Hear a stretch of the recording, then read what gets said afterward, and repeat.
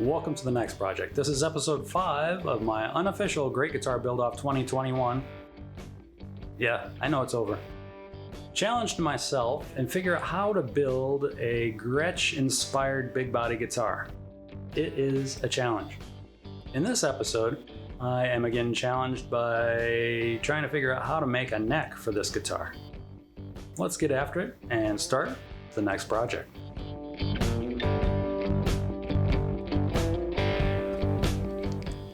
I'm getting ready to take a big piece of wood and cut it into smaller pieces of wood using my bandsaw here. And I think I was using a 3/4 inch bandsaw blade. It's a re-saw blade, so it has not all that many teeth to it.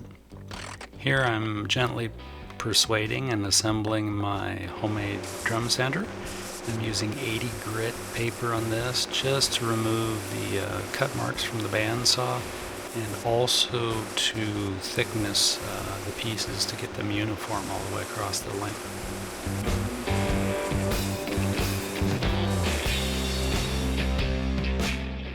Time to start gluing the little pieces together. I've got 3 pieces of hard maple, and I'll be adding 2 thin veneers of walnut to it for a total of 5 ply, using Titebond Original.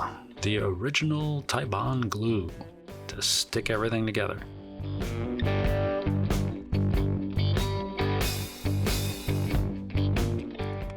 And adding just a few clamps to hold it together, and then taking a few more clamps off.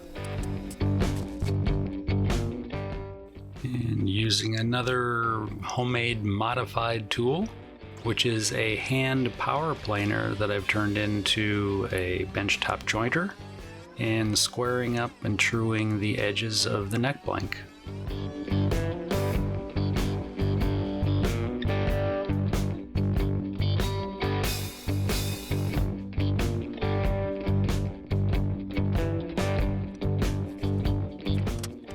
Doing the layout of the neck, how I'm envisioning it all working, and I'm moving really slow through this stage. I think I spent, an hour or so maybe doing this. I'd make marks and I'd think about it, and sometimes I'd erase my marks and go back and redraw things in. I was trying to be very careful not to make a bad drawing on this wood and then make bad cuts because of it. So I tried not to rush, took my time, thought a lot about what I was doing, and now I'm finally committing to starting the cutting process.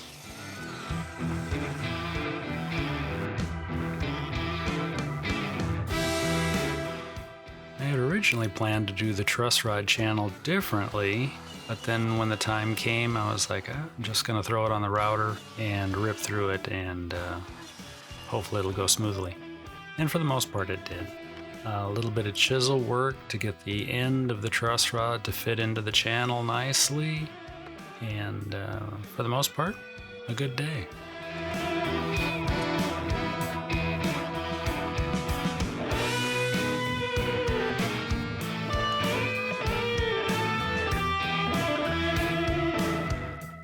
Trying to figure out how I'm going to cut away at the sides of the neck to create a tenon. And I used some scrap MDF, taped it together, double side stuck it down to the neck itself, and then used a little laminate router and what's called a hinge bit. This is a mortise hinge bit, I think. Just kind of whittling away at it, taking about 1/8 of an inch or so per pass off.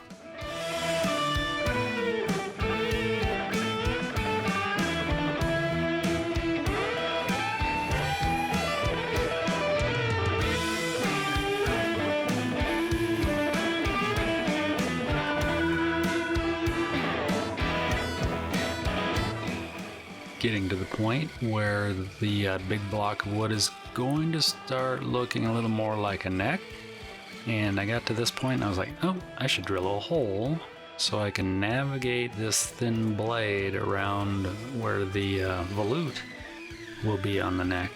And no, the velute's really not necessary. But I think for this style of guitar, I think it will actually look kind of nice. That's pretty much the only reason I'm putting it on there. And a little movie magic, we go from a 1/4 inch blade to a 3/4 inch blade. And now a compression bit on the router table to clean up the sides.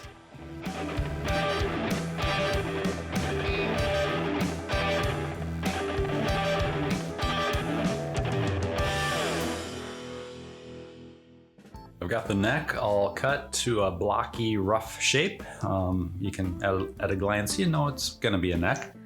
But now it's time to start shaping the back of the neck. And I'm using a fixture, a contraption, and I'll post a couple of links to where the idea stemmed from over the years. Part of it's actually from Texas Toast Pin Router. But before them, I had seen a video of a fellow working in a small shop that used a shop box overarm pin router setup and a sled that he ran underneath it to do the round over on the back of the necks. Everything's an inspiration, and I just kind of melt all the ideas together into what I'm going to try today. And this is the first time I'm going to use this particular contraption. It might be the last time too, I don't know. But let's take a look at it. This is basically a cradle for my router that is mounted to my tabletop drill press or pillar drill. And I built a little table that I can then clamp to my bench, and this sled that the neck is bolted down to slides back and forth on my little deck. This sled has a couple of different clamping areas and also some stops that are adjustable so I can gauge where I'm cutting. I'm making this up as I go.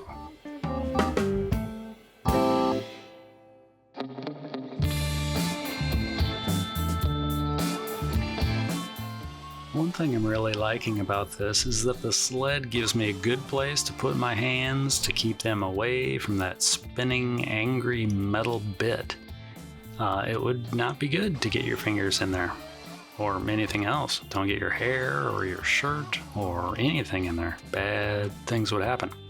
The template underneath the actual neck that I'm using, I didn't make it for this neck, so I have to do a little bit of adjusting as I go because I wasn't getting quite as tight of a cut as I had hoped. But a good learning process. I'm figuring out how things are going to work. I'm going through it very slow here. And, the next time I use it, I think it'll go a lot smoother and I'll get an even better end result.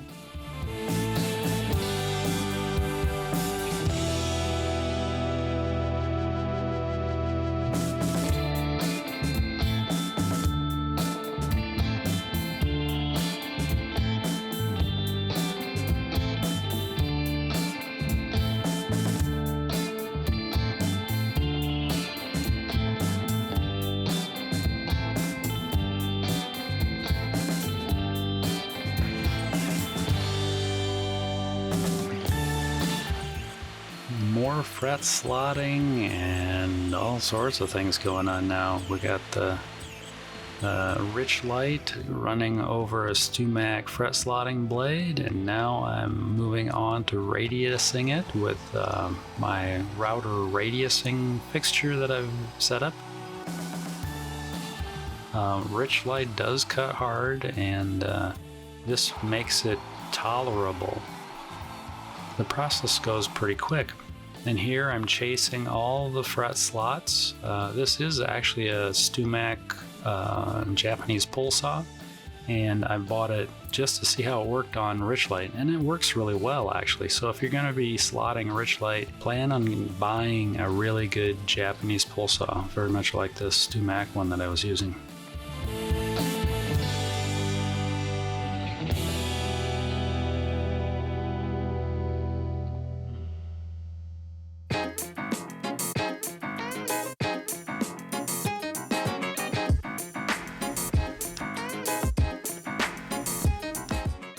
Now I'm adding a veneer to the headstock that is the same material as used on the body, the top and the back. Pretty simple application. Put on a very thin coat of Titebond and clamped it up and let it dry. Sketching the location of the actual headstock shape and put a little bit of blue tape on it just to protect the veneer, so as I slide it across the bandsaw it wouldn't be scarring up the veneer. And again, the compression bit to do the actual shaping. And then we move on to using a rabbet bit and a bearing that is sized to give me the depth of cut I need for the binding.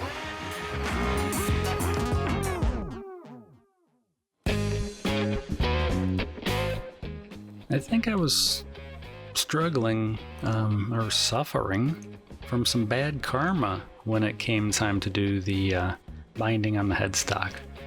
I've done a number of headstocks before and put binding on them and never really had much trouble. They're always difficult, but I really felt like I was fighting this one the whole time.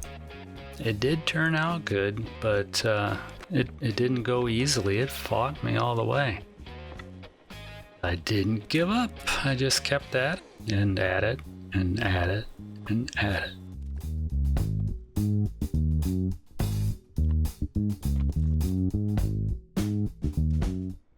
It's finally time to glue the fingerboard on the neck, and I start out by putting a little acrylic caulking in the channel. Only like 3 little globs, and then I kind of smeared it around and pressed the truss rod down into it. I applied some Titebond glue, my thumbtacks to hold it in place, and used my super duper rubber band clamping system, and everything went pretty well. Or did it?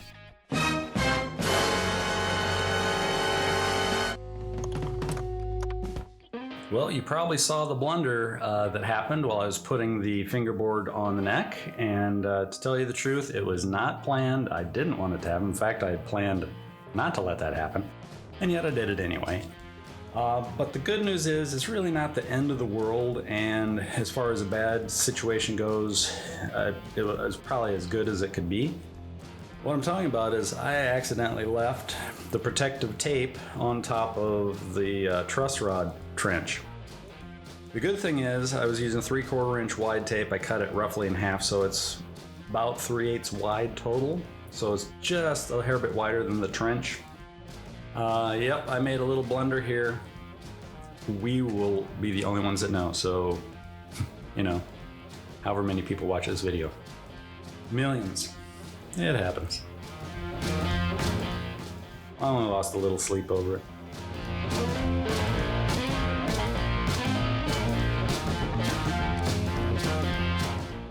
It is time to start radiusing the back of the neck.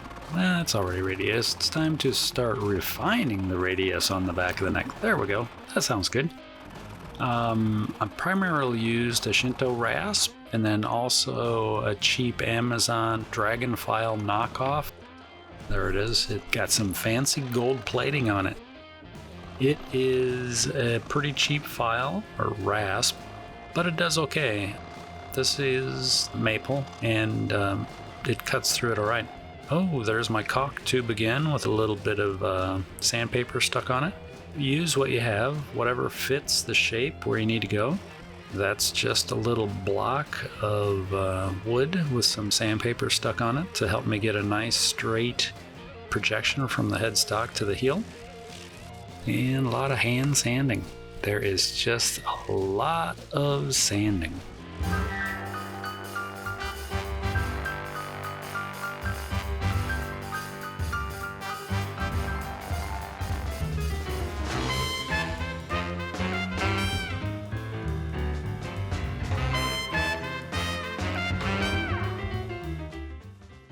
We're at a stopping point for this episode. The neck is about 90%. It is about ready for final sanding on the back. It feels nice and smooth. It's good shape. I'm going to address the tenon into the body fit next. And after that, I will finish up the headstock work, easing the edges and getting it finished sanded too. Thanks for watching, for sticking with me. I know Crate Guitar Build Off 2022, I think, is kicked off now. And I don't have a plan for that yet. I'm still working on 21. I'll probably be working on 21 all year. Oh boy. Ring the bell, like button, subscribe if you haven't already. Please leave comments. I love hearing from everybody. I really appreciate it when you tell me where you're at around the world. That's cool. Best wishes to everybody who's going through difficult times, and I think we all can relate to that. Everybody's got something difficult going on, some people more than others. But please take care of yourselves and those around you. And until next time, bye.